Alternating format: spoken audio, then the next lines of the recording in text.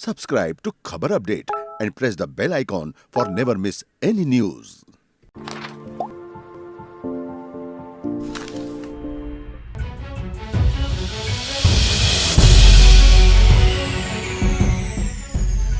भारत के प्रधानमंत्री नरेंद्र मोदी की पत्नी जसोदाबेन को भला कौन नहीं जानता।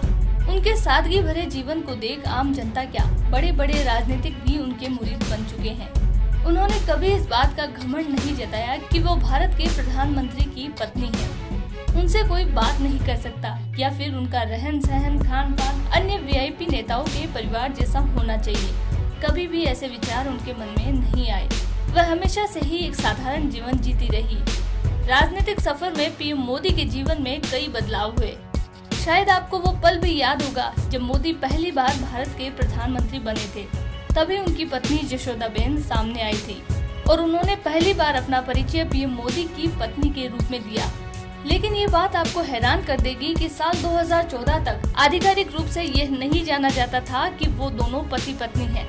जसोदाबेन के सामने आने और लोकसभा चुनाव के दौरान ही ये बात सार्वजनिक हुई।